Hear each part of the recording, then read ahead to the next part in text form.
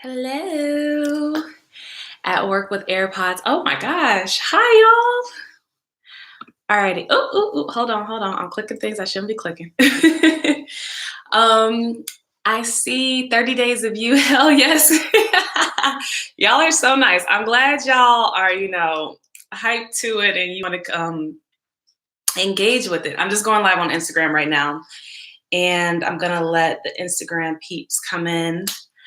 So, hey Myrna, I'm so glad that you're here on your shift. I appreciate you, girl. Same to you, Misty Blue. So, I see people coming in on Instagram. Let me just shift y'all over here a little bit. All right. So, oh, hey Anna. Oh, I'm so glad you're here. So, I'm gonna go ahead and get started because it is like 6:01. I don't have a watch on, but it's time to get started. So the reason why, how should I start?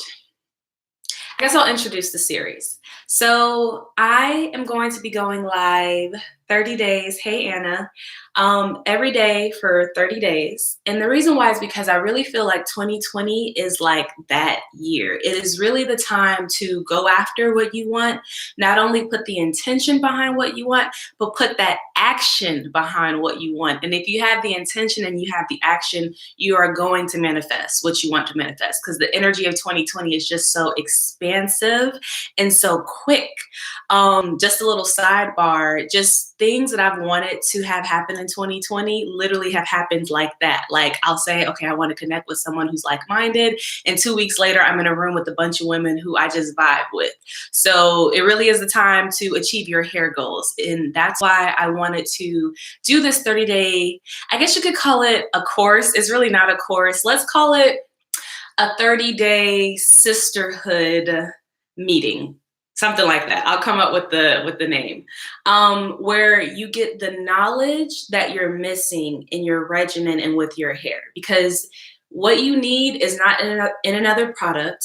It's not in anything outside of you. It's really just getting familiar and intuitive with your hair and taking a hard look at like what you're currently doing and being honest, because you can't change without honesty. The truth will piss you off, but then it will liberate you. So I want you guys to really be honest about what you're doing with your hair so you can kind of transcend past those habits and patterns that have kept you stuck at this level. And you can really, move forward and manifest what you want with your hair. So YouTube, y'all are always pumping me up.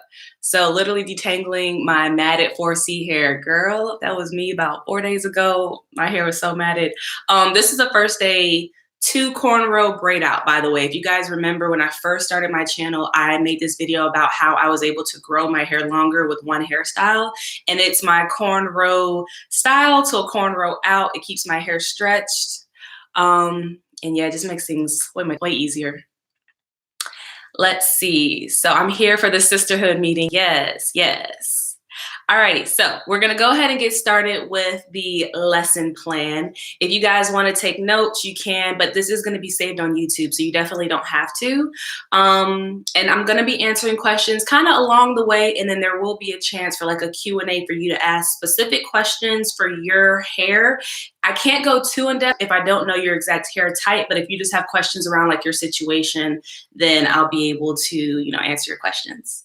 Hi, YouTube. I see everybody coming in here. Oh, Lord. I knew that was going to happen. Give me 1 second. Okay. Perfect. Fixed it. All right. Everybody's just saying, hey. I see Raven is in here. Hey, sis. All right. So today we're going to be talking about why your hair is so dry.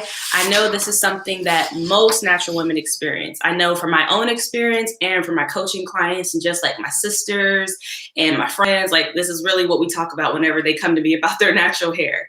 And the first thing that I want to say is, again, your hair being dry is not because you haven't found the right product. Usually it's the knowledge that you're missing. And the first thing that you're probably not considering is product buildup. Product buildup happens when you're using products that are either, product product buildup happens naturally. Even if you're using products that work well for your hair, you're still going to have product buildup if you have low porosity hair or medium porosity hair.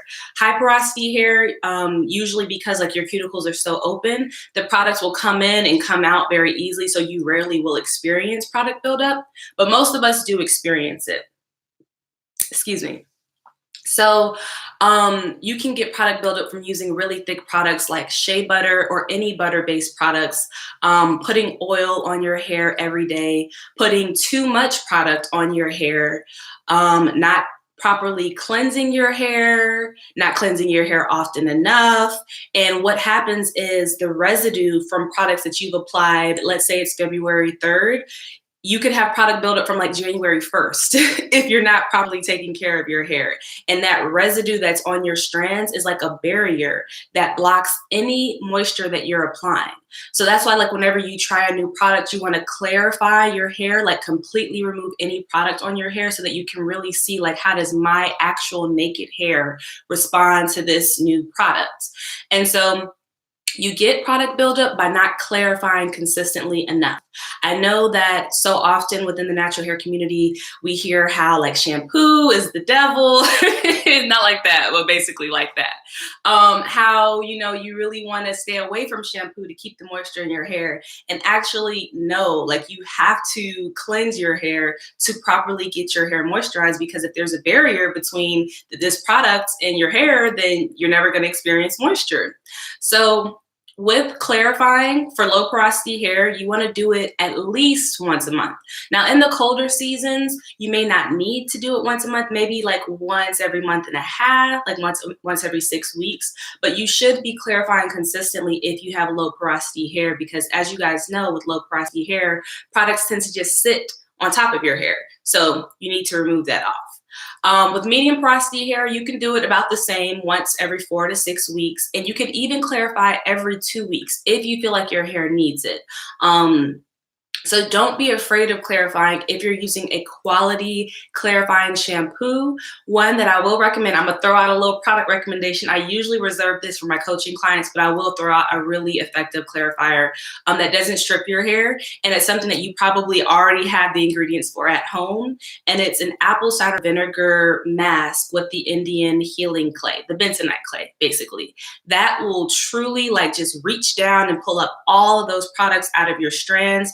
You don't want to put it on your scalp, so you're probably going to want to do just a straight ACB rinse on your scalp first, and then you can apply the mask. And I have videos on both of these concoctions on my YouTube channel. And you can also use, products to do this, but I usually save my product recommendations for my coaching clients just because I know your hair specifically, and it's way easier to give you an accurate recommendation. So let's see, everybody's getting the wisdom. Yes, Karen. Okay, perfect. So the next thing that you can do to minimize product buildup. So once you remove the product buildup, you don't want to go right back into putting product buildup back on your hair, because then you're going to be in that same cycle of just dryness. What you can do is actually limit or completely eliminate butters and oils from your regimen. Now, yeah. Contrary to what many people believe, you do not need like shea butter, cocoa butter, mango butter. You can use it. I respect the ancestors. I respect our elders. And obviously something was working for them so that it was actually passed down like generations and generations within our culture. So I would never say like it doesn't work, but I will say for most hair types, specifically low porosity, fine strands, you don't necessarily need it, because so many products on the market now are made to really honor curly hair. Now, back in the day when there was nothing, yeah, you kind of had to use shea butter to make do, but now we have so many options that you don't necessarily need it. And again, those waxy butters, oils that aren't water-based, they produce a barrier that just sits on top of your hair. So you are not moisturizing your hair with shea butter. You're not moisturizing your hair with oils. You can like nourish your hair with those things, but it's providing a sealant, keeping the moisture underneath your hair moisturized. And if you use too much of that, anything that you try to apply, like you should be re-moisturizing your hair throughout the week. You should never just do your hair on Sunday and don't touch it again until the next Sunday. Every day, or every 2 days, you should be adding a little bit more water-based product to re-moisturize your hair. And if you have a lot of oil or a lot of butter on your hair, then you can't do that because there's a barrier. So that would be another tip.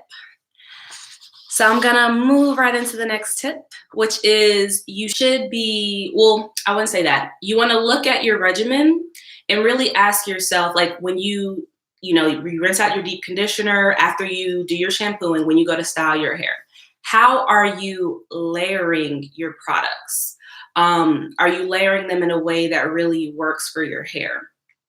And the way that you consider this is by taking into account your porosity, because that's going to let you know how thick your product should be or how many layers of product you should have, your environment, which lets you know the exact same thing, and your hair's needs.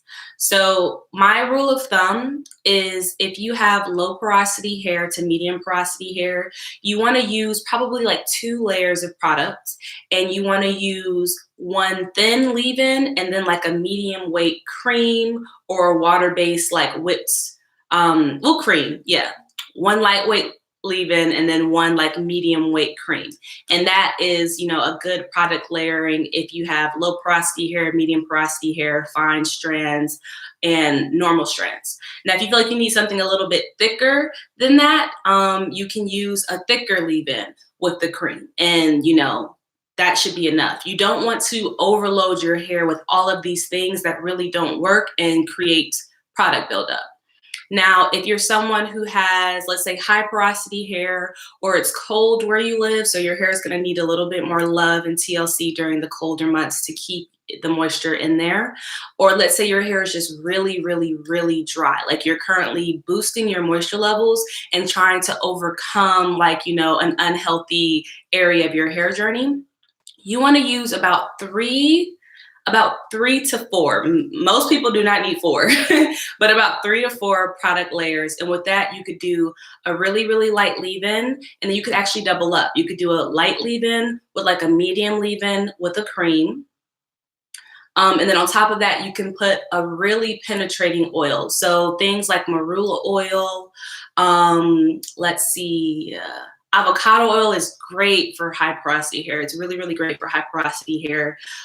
Things that aren't too thick that are going to mesh well with those layers, you can then apply, and that's going to keep your hair moisturized for a full week.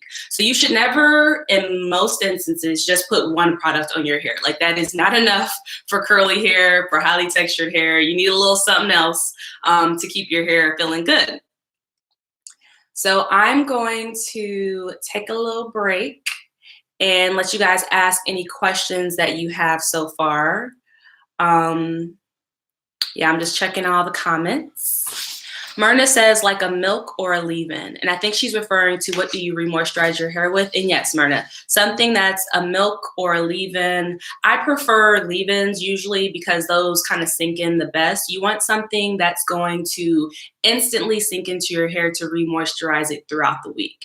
And what re-moisturizing means is you're like lightly spritzing your hair with some water, and then I guess I'll just actually show you. Like you spritz your hair with a little bit of water, and then you run like a water-based product that your hair really likes through your hair like this.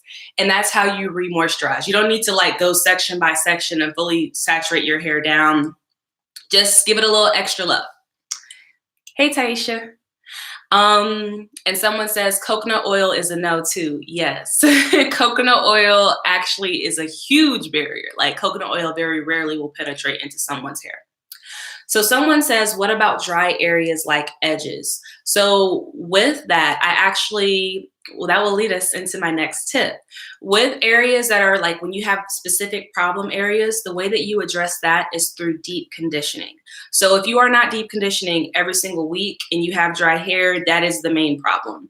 You should not be stretching your wash day 2 weeks out if you have dry hair, because you need to, we're going to get into this, but you need to utilize the hydration, the deep hydration that water gives. Nothing will give you hydration like water. No product will give you hydration like water. And that's why you should be consistently cleansing every 5 to 7 days. You want to cleanse your hair before your hair gets dry. Don't wait until it's like, oh, my hair, I can't do anything with it, I need to wash it. Like, you want to get it before it hits that point, because that also helps with boosting your moisture levels, so you're not completely depleting them and having to kind of work from that deficit. So with your question, CD Harmon, when you deep condition, you want to basically really pay attention to those problem areas. So for me, one of my problem areas used to be like my crown. And I would just pack the deep conditioner in my crown. Make sure you're sitting under a heat source, like a hooded dryer, so that the deep conditioner is really penetrating. And you want to use the deep conditioner for about 30 to 45 minutes.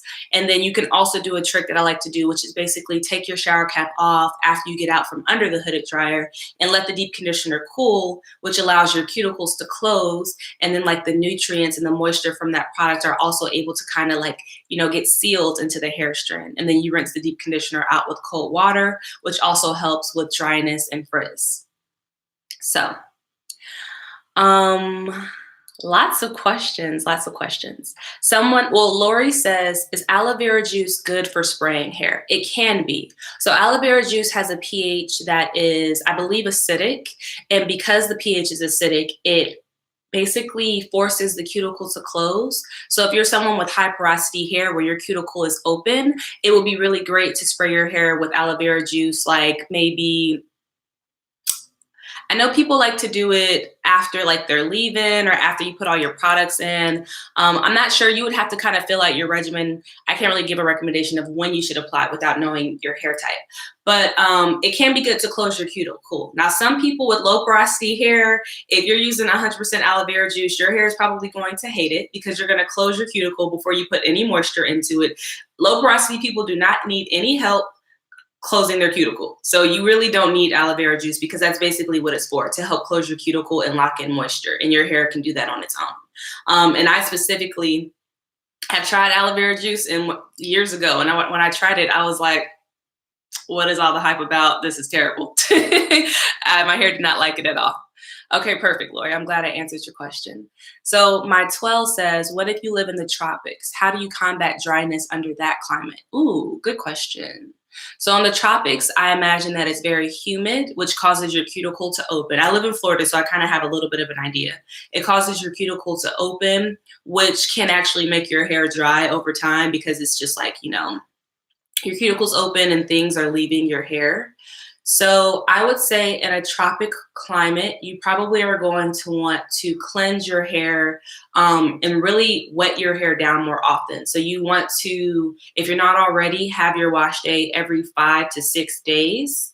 And wear your hair in styles that keeps the moisture compacted in. Like for some people, it's low manipulation styles. You guys are asking such great questions that I don't even have to like look at my tips. I'm kind of just like giving you all the 5 reasons through your questions. But one of the tips that I have is you never want to fight against your hair. So your hair has preferences, and it's your job to learn her preferences and then make sure that you're not just denying her preferences because you want to wear your hair in a certain style. So for me personally, my hair loves to be in braids, twists, and just left alone. Like if I never touched my hair and it stayed in twists all year long, she would be happy.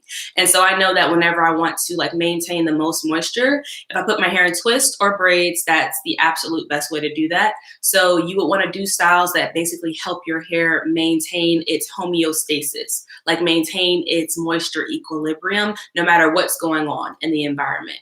And then just using really high quality products. Products do come into play at some point, but the knowledge is like, the foundation. So let me see. CD Harmon says, thank you. I'm glad I answered your question. And Instagram, if y'all have questions, be sure to put them in the comments because, YouTube, they ain't holding back. They got all types of things to ask. So I see someone asking, any deep conditioner recommendations for webbing at the roots? That's an interesting question. So nothing is going to really solve webbing at the roots. It's just the nature of your hair to tangle that way. I also have like webbing at the roots and just tangles in that way. So the only thing that would solve that is by you not allowing your hair to get to that point. You want to detangle your hair before it has a chance to kind of mat and just intertangle on each other. But one of my favorite deep conditioners, which I talk about all the time, is the Curl Origin Double Moisture Mask. If you guys need a good moisturizing deep conditioner, I highly, highly recommend. I have been using that deep conditioner for over 2 years and absolutely love it. A lot of my clients love it as well. That's a good moisture deep conditioner I would recommend. Alrighty. So let's see. I'll take one more question and then we'll get back to the presentation. I'm just reading through everything. How do you know if the ends of your hair are just dry or possibly splitting, as in split ends? I'm doing my own quarterly trims, which is 3 months, and I'm afraid I may trim off hair that just needs moisture. That's a really good question. Liza, so how do you know if the ends of your hair are just dry or if they're splitting? So when you look at your ends, say you're doing your trim, before you get into, the trim mindset, just take a look at your hair and look at the condition of your ends. And by looking at the ends of each strand of hair, like within a certain section, a split literally is a hair strand that you can see kind of breaking apart into two. So that definitely needs to be trimmed off. Like your hair cannot thrive with split ends. But something that's just dry, honestly, that needs to be trimmed off as well. If you're boosting your moisture levels, I would take your time with trimming. Maybe set like a certain amount that you're going to trim every quarter. Maybe that would be like 1 inch to 1.5 inches. But usually really, really dry ends are also a signifying that you need to trim your hair. Okay, so I am going to go back to the presentation, but I am going to answer these questions that you two are asking. And Tanisha says, yes, love it. Thank you, girl. Thank you. Alrighty, so we talked about actively ignoring and not listening to your hair. So I want to get back to that and just touch on that again. You don't want to wear styles that dry your hair out, cause it stress, cause too much manipulation, cause too much breakage. All of that is working against your hair's preferences. So for me, that would be something like straightening my hair. As fun as it can be to straighten my hair, because when I straighten, my hair doesn't have access to water, it gets very dry when my hair is straightened. Like I can't re-moisturize it on a daily basis because it's straightened. And it gets like dry and kind of like tangly. And then I just don't want to like really do anything to it because I'm afraid it gets brittle too. So for that reason, I don't straighten my hair often because I know that my hair isn't getting what it needs. Now for you, that can be like wash and goes. Maybe your hair hates wash and goes. It tangles by like day 3, your hair is dry by day 2. That is your hair telling you that she does not wash and goes. And if you really want to move forward, you have to be honest and let go of what's holding you back. So another thing that could be working against your moisture levels is wearing your hair in like slick back styles that like really stress your hair out, or ponytails or buns. One, because usually with those styles, you're trying to keep like a mold. So you're not going to add water and add moisture to them. You're really trying to keep that style set for the whole week. And that's not good for your hair if your hair like expresses that she doesn't like that. And usually when you're wearing like buns and ponytails, you're probably wearing it because like you need to wash your hair and you're delaying wash day. And like I said a little earlier in the broadcast, you never want to go past 7 days if your hair is dry, because water is the ultimate hydrator. And if you're depriving your hair of water, you're essentially choosing for your hair to stay dry because you're denying it what it needs. So it can't, like if you're not giving it what it needs, how is it going to thrive? So let me make sure I said everything about that. Yeah, I think I did. Just make sure that you cleanse your hair before it gets to that dry and crusty stage. So Ashley says, oh my gosh, that's me. I think my hair hates wash and goes. It feels super dry after day 1. Yes. Your hair definitely hates wash and goes. Lane says, my hair hates wash and goes too. Some of us wear buns to work to keep our hair back, and I completely understand that. If you're wearing a bun, but you're still able to moisturize your hair, that's completely fine. And also, I want to say that if this information is very general, there are 100 of y'all on this live stream right now. So some of this information may not apply to you, and if it doesn't, you know, you can just let it fly. Don't even have to, you know, worry about it, essentially. So let's see. Gotcha. CC asks, do you use silicones or do you think you should stay away from them? I do use silicones very rarely. Some of my products have them definitely though. I don't stay away from them. And I think that you can use them or you can stay away from them. And the reason why I say that is a lot of you guys will ask me, what can I do about like humidity? Like my hair, it blows up in the humidity. How do I keep my hair from, you know, getting too frizzy? And silicones can really help with that if you're trying to maintain a style. You just have to make sure that you clarify your hair with a shampoo that's going to completely get the silicones out of your hair so you don't have that product barrier. So just like butter-based products and oils can cause product residue, silicones can actually create a barrier around your hair as well, which contributes to the dryness. So to each its own. You don't need silicones if you don't really care about humidity. And the only time I ever use silicones, I think I just have one product that it just really, really works for my hair, and it has silicones in it, and it's a water-soluble silicone. So dimethicone, you don't have to worry about clarifying that out. You can just shampoo that out like any normal product. Jasmine has a really good question that says, are clarifying and shampooing the same? Yes and no. Basically, you have your cleansers. That's a whole category of products. And in your cleansers, you have a clarifying shampoo and you have a moisturizing shampoo. Moisturizing meaning it's not going to really cleanse your hair as much as a clarifying shampoo does. And so basically a clarifying shampoo gets rid of everything. Like it resets your hair down to zero. Your hair is squeaky, squeaky, squeaky clean. Your hair should feel really light after you use it because there should be no product weighing it down at all. And a moisturizing shampoo is a shampoo that you use more so like on a weekly basis that cleanses like the majority of things out, like 90 to 85% of the products out, but there's still like a little moisture left over. And that's the difference. Alrighty, perfect. So I am on reason number 5, and we're making good time because it's only 27 minutes in. And so the reason that your hair is dry, so dry, is because you are not deep conditioning consistently on a weekly basis every 7 days with a high quality moisturizing deep conditioner.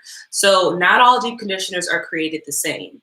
That ORS conditioning pack is not going to give you the best results that a high quality deep conditioner would, such as the Curl Origin Double Moisture Mask. If you have no clue what deep conditioner to use, that is one I would definitely recommend. You wanna make sure that your deep conditioner is moisturizing and not strengthening. Although you do need the two, which is something that I discuss a little bit more in my hair goal guide, like when you need them, when you need the differences between the two. But for moisture purposes, you need a moisturizing shampoo. And you also want to make sure that you're using with some type of heat source if you're someone who has low porosity or medium porosity hair. And so something that I actually wanted to add as a little bonus is mentioning steaming, because I feel like it doesn't really get talked about that much. And I only recommend steaming for someone who has like a very, very like dehydrated hair, like really dehydrated hair. And say you implemented all of these tips and your hair is getting better, but you want to see like results quicker, or you just feel that your hair needs more moisture internally. And I actually have a client like this right now. She has been sending me progress pictures of her hair becoming more moisturized. And after a few weeks of like trying her regimen that really works for her, I can tell that she needs a little bit of something extra to get over the hump. And that's what steaming is. It really is super effective because steaming takes water molecules and imparts them into your hair strands, which hydrates it internally. And because it is so effective, you do not want to do it too much because you can definitely damage your hair. It's so effective that a little bit goes a long way. So if you have low porosity to medium porosity hair, I would only recommend steaming like once a month. And if you have high porosity hair, you can steam twice a month. So don't do it too often, but it's definitely very helpful. So Lane says, can you steam in the shower? You can. That's a really good question. Like if you wanted to do like an effective, or excuse me, an affordable steam, you probably could, but because the steam isn't like blowing directly on your hair, it may not be as effective. Steaming, it definitely helps when it's directly on the source that you want to steam. So I don't think you would get the same results as having a steamer that really like went over your head, but you could definitely try it in the meantime until you were able to get a steamer, and maybe it will work out for you. Some people are saying thank you. You're welcome. You guys are very welcome. Steaming and a hot head are different. So a hot head, I believe it's flax seeds that they can hold heat. So you heat it up and it goes onto your head. It's kind of like a bonnet dryer where it just applies like warm heat to your hair to create steam. It creates steam internally. Sorry if I'm a little all over the place with this explanation. But it's not as much steam as a steamer would. So a steamer, you pour water into like a reservoir. It creates like a bunch of steam, like your shower basically in a little cap that your head can go under, and it's all applied directly to your hair. You don't put like a shower cap on when you use a steamer so it can directly hit your hair. Okay, perfect. Do you have a recommendation for a moisturizing deep conditioner that is less expensive and available in stores? That's a super good question, Aisha. And how I would answer that is I do, but it's not going to be as effective as the Curl Origin. And the reason is because the Curl Origin uses really great ingredients, and you have to invest in those ingredients. The Curl Origin deep conditioner, I believe, is about $16 for anybody wondering. You get what you pay for, essentially, is what I've come to find with hair products. Usually when you try to go for something that's more affordable or cheaper, sometimes it can work. I'm not saying that it can't, and sometimes it can be a really good, like, I'm just going to use this until I can get to the next thing, but you'll end up using more products of something that's not as quality, and you won't get the same results. So you kind of are better off investing in the higher quality products. But if you really wanted something that you can get in stores, you can try the TGIN Honey Miracle Hair Mask. You can also try the Mayel Mangango Oil Hydrating Conditioner. That's about the same price as the Curl Origin, but it is very hydrating. So you can use those, but I definitely encourage you, like, if you do want to invest in your hair, using products that you usually can't find in stores also, they seem to work better. And I think the reason is because when you buy products in stores, they have to have shelf life. Like, they have to last for at least 2 years on the shelf. And with that, automatically, like, if you think about your food, if you're eating food fresh, it's going to be better usually. But if you're eating food that needs to be, maintained and preserved for a period of time, it's not going to be, there are going to be other things like fillers and preservatives in there. So that's usually why I recommend, Curl Origin. But to each his own.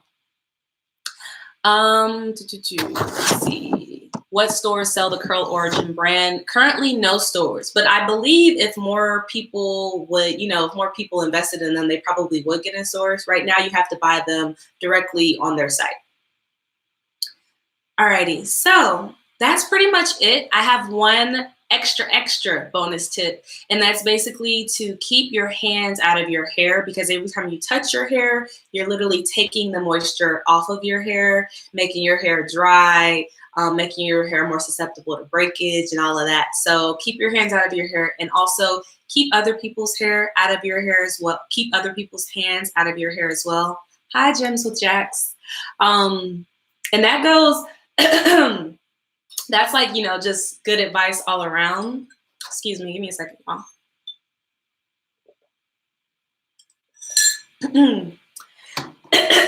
There we go. That goes like all around too. Like when you're currently going through a hair transformation and you're really getting serious about making your hair healthy, you want to limit the amount of exposure your hair has to anything outside of you, because you can't really figure out what's working when you have like things outside of your control happening, like going to a stylist, for instance. So I would be careful of like going to too many different stylists right now if you're really trying to get that transformation with your hair. If you're going to go to someone, just go to one person that you really trust, and the rest of it you may want to take upon yourself to build your regimen, or you can work with me. I'm a curl coach, and I like basically what I do is I take into account your hair type, your hair goals, the current condition of your hair, the environment that you live in. I create a regimen for you that truly works, because we work together until you physically see results in your hair. And then I also teach you how to do the same thing. So my goal really is not for you to rely on anything outside of yourself to have healthy hair. Like everybody can have their hair thriving. You just have to learn what your hair needs. And she's always talking to you. And I basically kind of teach you how to listen. And then also I give you like the solution to give her what she needs. So if you guys want to learn more about curl coaching, I currently have 4 positions open for February. I have 4 slots open, I should say. You can hold on now. I gotta get a hater off the chat. Boom, there we go. You can email me at hello@powerinyourcurl.com, or you can go to my website and kind of look around and see the reviews and the testimonials. And on my Instagram page, I also have like before and afters of women who've worked with me. So yeah, that's my little spiel.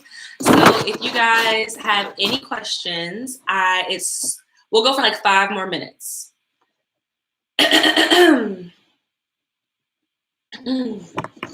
We'll go for 5 minutes. So someone says, how do you retain moisture for low porosity hair? So I would, if you haven't watched the live stream, I will go back and watch it over, because that's basically what I'm teaching you guys, how to retain moisture, but specifically how, like, you know, to retain moisture throughout the week. I would say you want to layer your products. Give me 1 second. You want to layer your products in a way that, okay.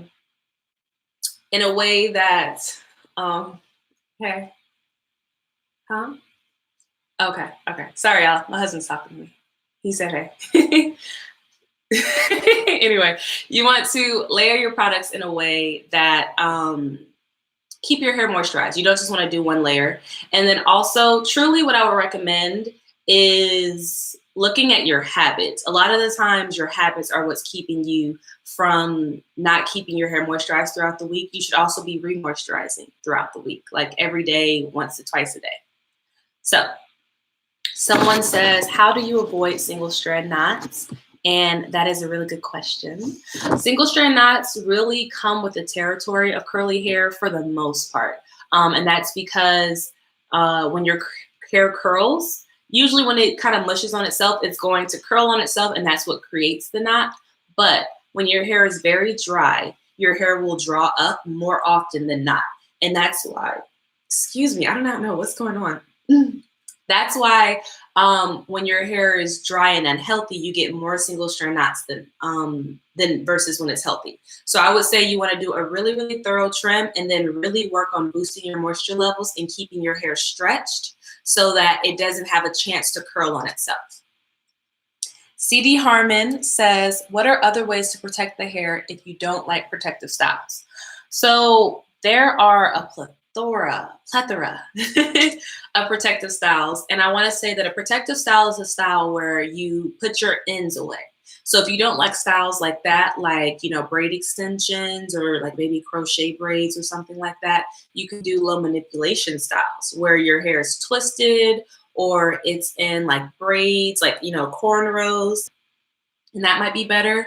Or you could even go to a stylist and show them like different styles. I've seen some really beautiful styles on Pinterest of women having like their hair like twisted into a style or twisted into like a low bun.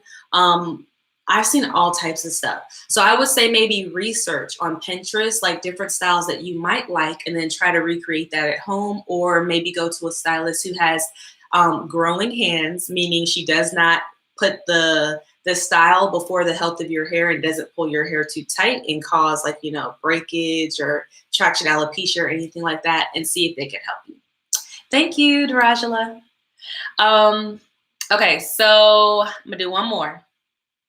Is washing your hair daily recommended for those with an active lifestyle? I love this question. If you work out, you definitely want to, like if you work out in your heavy sweater, I'll say that. If you're not a heavy sweater where your like hair isn't getting wet with your sweat, you don't necessarily need to worry about this. But whenever you sweat in your hair, once it dries, the salt stays in your hair. And we all know salt kind of dries things out. So I would say about midweek, you want to do a moisturizing co-wash.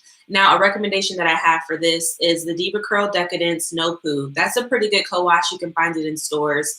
I also really, really like the Omiyage cleansing conditioner, I think is what it's called. It's super moisturizing. And with that, it's only available online. So you can kind of choose between the two, but you definitely want to co-wash midweek to kind of refresh your hair and apply more products, get that salt or sweat out of your hair and the buildup as well. So, yeah, y'all have a lot of questions. Oh my gosh. So I feel bad just leaving right now. What I'll say, one, before I go, is that I also have a hair goal guide. And a lot of the questions that y'all are asking me, I truly like break it down for you, not only in general, but I give you a quiz to help you figure out your porosity, your hair strength thickness, your density, and your curl pattern. And then I show you how to build a regimen around that. And my hair goal guide is literally only $16. And it's really like, I like to offer it for people who maybe aren't ready for coaching or are saving for coaching, because my coaching packages start at $111. But for $16, it offers so much clarity, and it really would answer a lot of the questions that you guys have. So I want to recommend that. It's on my website. And then I am going to answer this question really quickly. Someone says something about the LCO method. And I just wanted to say that the LCO method is fine, actually, so that's good. Okay, maybe y'all are just talking, which I appreciate. Go ahead and talk to each other in the comments. Okay, Tina says, I moisturize every day, but at the end of the day, it is dry. My hair is so dry at the end of the day as if I never added oil or moisturizer. What should I do? Tina, I would say you need to understand your porosity. So that sounds like, well, I'm not even going to say because I don't want to like frame your mindset. I would say you could either purchase my hair goal guide to help you figure this out, or you can go on my YouTube channel. I have a video called Why Curl Typing Doesn't Work, and I break down why you need to know your hair identity. I would first get very clear on your hair identity, and then I would, yeah, you need the hair goal guide, but then I would basically look at what am I doing that's not honoring my hair identity. So if it turns out that you have high porosity hair, you need to be doing at least 3 to 4 layers of moisture. There needs to be like a thick product in there. Earlier, I recommended like a leave-in, a thicker leave-in, a cream, and maybe like avocado oil. Avocado oil is a great oil for high porosity hair. Layering your products is very, very important. But if you have low porosity hair, the issue might be that you're using things that are too thick, like you're using shea butter and your hair that's literally not helping your hair at all. So it really comes down to knowing your hair and then implementing what's going to work for your hair. Don't look at what other people do on Instagram or YouTube, like really listen to your hair. And also you might have product buildup. So I would just rewatch this live and then also look at that video that I recommended on YouTube, and then possibly, invest in the hair goal guide. But I think I saw one question on YouTube. Divine the Six says your hair is super gorgeous. Thank you guys, or thank you. I saw one. What are some ways to keep the hair from breaking? Maybe we should do a live on this, but I will give a quick rundown of it now.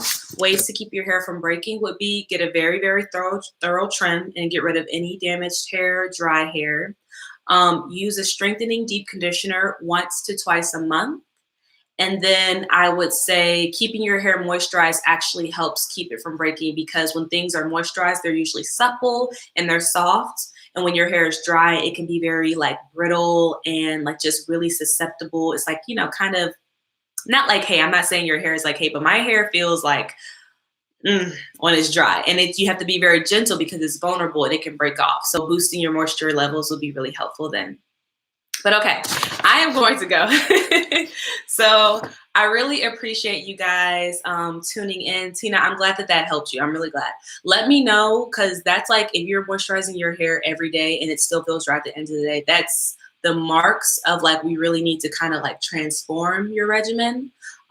So email me if you have any further questions, because you know I definitely want to help you address that. So I will see you guys later. Tune in tomorrow. I'm not sure what we're going to be talking about. If you guys want to DM me like a topic that you want to talk about, I'm taking all the advice because we're going to be here for 30 days in the Sisterhood Natural Hair Circle. I don't have a coupon code for Curl Origin. Y'all should tell them to give me one, because I be plugging them all up and down the street. Like, I've been using them for 2 years, and literally I just recommend them because I love them. Like, I'm not affiliated with them at all. But I will see you guys tomorrow. I love you so much. Thank you for tuning in. I appreciate your time and your energy. And I'll see you guys tomorrow. Bye. Yes, Jasmine said I'll be here tomorrow. I'll see you tomorrow, girl.